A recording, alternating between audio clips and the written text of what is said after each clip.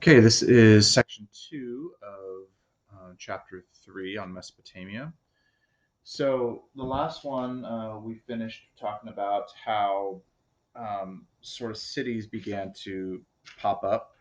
Um, there was a lot of important things there. We have the flooding, which led to the irrigation, which led to them being able to farm, and which led to a surplus, and then a division of labor, which meant people were able to do jobs, and then because they were able to focus on other things besides just farming, that led to the appearance of cities. Okay, so now that we have the appearance of cities, now we have little city states popping up all over Mesopotamia. So Sumer is an area in Mesopotamia where some of these first city states arose. So I'll go ahead and read the main idea and the big idea, and then I'll read the section for you. So it says, what you will learn. Okay, the main idea is, I'm over here on the left hand side. The Sumerians created the world's first advanced society. So these people are called Sumerians that lived in Mesopotamia. Religion played a major role in Sumerian society. And the big idea is Sumerians developed the first civilization in Mesopotamia. Notice we have an awful lot of vocabulary words for this section. So we have rural, urban, city state, Gilgamesh, Sargon, empire, polytheism, priests, and social hierarchy. So let's go with the if you were there. So you are a crafter living in one of the cities of Sumer. Thick walls surround and protect your city so you feel safe from the armies of other city states. But you and your neighbors are fearful of other beings, the many gods and spirits that you believe are everywhere. They can bring illness or sandstorms or bad luck. How might you protect yourself from gods and spirits? Building background. As civilizations developed along rivers, their societies and governments became more advanced. Religion became a main characteristic of these ancient cultures. Kings claimed to rule with the approval of the gods, and ordinary people wore charms and performed rituals to avoid bad luck. An advanced society. In southern Mesopotamia, people known as the Sumerians developed the world's first civilization. No one knows where they came from or when they moved into the region. However, by 3000 BC, several hundred thousand Sumerians had settled in Mesopotamia in a land they called Sumer. There they created an advanced society. The city states of Sumer. Most people in Sumer were farmers. They lived mainly in rural or countryside areas, so rural means countryside. The centers of Sumerian society, however, were the urban or city areas. The first cities in Sumer had about 10,000 residents. Over time, the cities grew. Historians think that by 2000 BC, some of Sumer's cities had more than 100,000 residents. As a result, the basic political unit of Sumer combined the two parts. This unit was called a city state. A city state consisted of a city and all the countryside around it. The amount of countryside controlled by each city state depended on its military strength. Stronger city states controlled larger areas. Okay, so let's talk about this guy Sargon. Sargon, we're going to read about for a second here, and his empire. If you look on the map here, anything that's purple here. So here is Mesopotamia, between the rivers. This whole area, Mesopotamia. So the area of Sumer is right over here in this sort of orangish color. But his whole empire was here, and this is Sargon right here. It says, according to legend, a gardener found a baby floating in a basket on a river and raised him as his own child. This baby later became the Akkadian emperor Sargon. As a young man, Sargon served Ur-Zababa, the king of Kish. Sargon later rebelled against the Sumerian ruler, took over a city, and built Akkad into a military power. He was among the first military leaders to use soldiers armed with bows and arrows. Sargon gained the loyalty of his soldiers by eating with them every day. So back then, bows and arrows weren't really a thing yet; they had to be invented. But he was one of the first ones to use them. So imagine, way back when in ancient times, where people are maybe starting to use spears and maybe some swords and things like that, and all of a sudden you come along with an army full of bows and arrows, and now you can attack your enemy from a distance, and that really changed warfare at that time. So he was one of the first to do that, but he also had a loyal following by his soldiers because he ate with them every day, and he didn't kind of put himself so far above. It seemed like they seemed to like that, and that's why they were loyal to him. Okay, continuing on.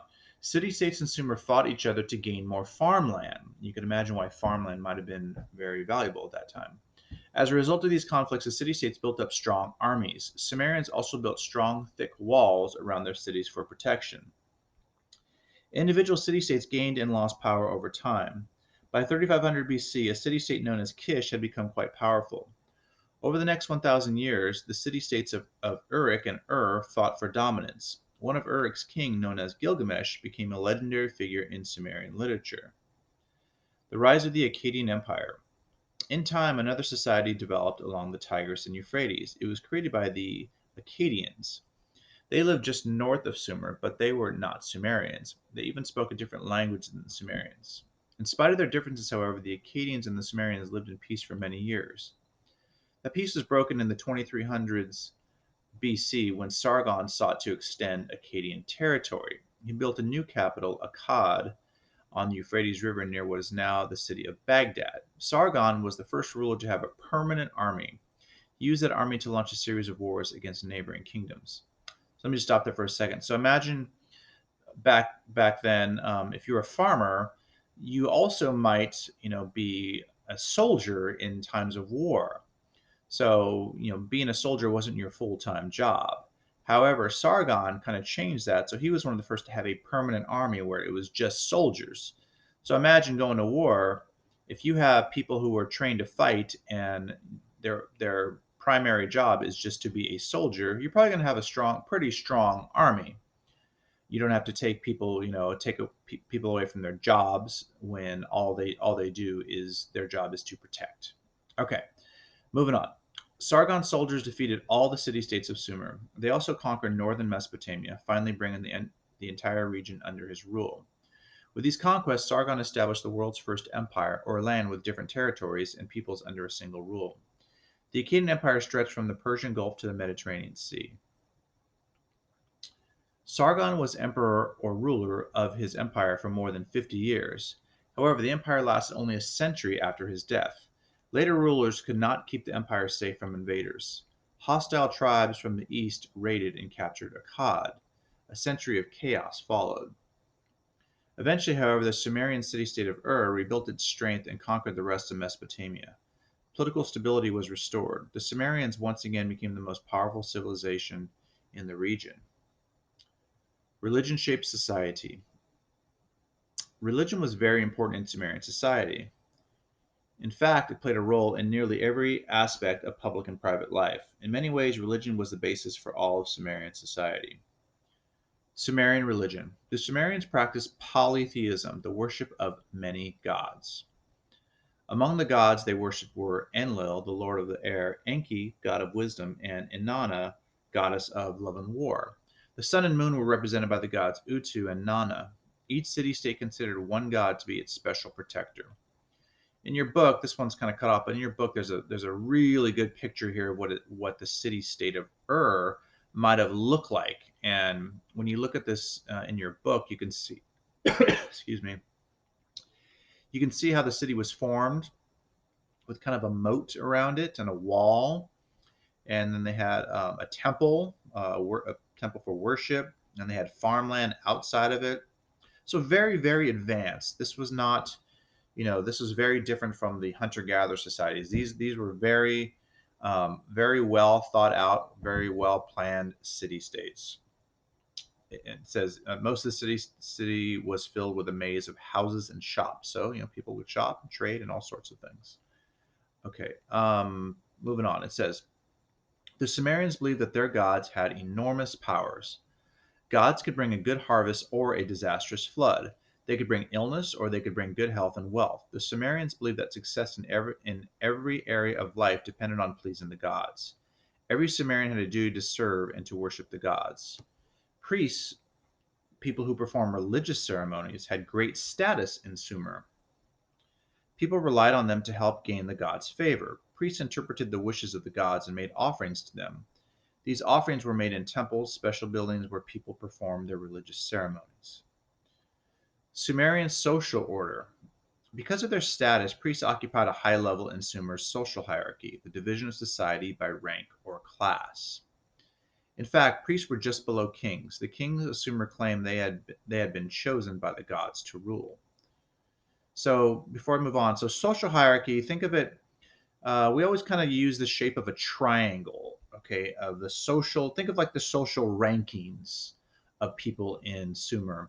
So at the very top of the triangle is the king. Why is it? Why is it the shape of a triangle? Well, if you picture it, there's only one king, so that's he represents the top point of the triangle.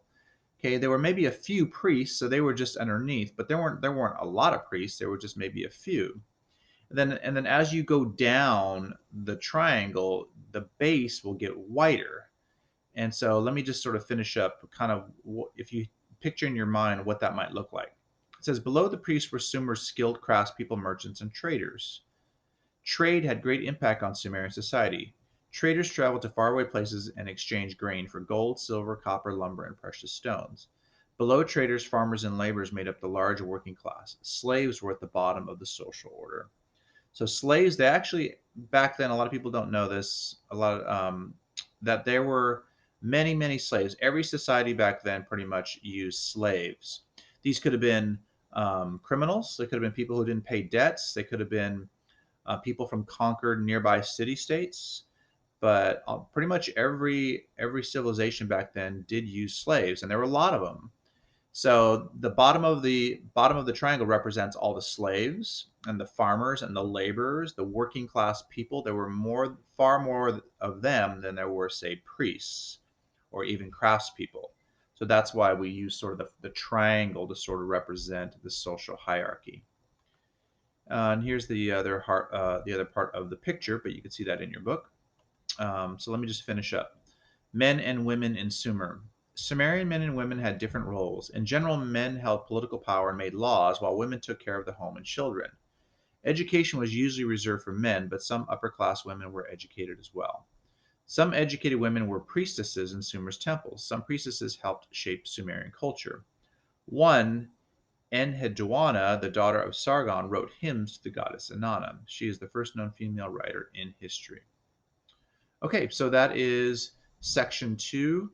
You may or may not have some activities to go along with this. The summary says in this section you learn about Sumerian city-states, religion, society. In section three, you will learn about the Sumerians' achievements. Okay, thanks for listening.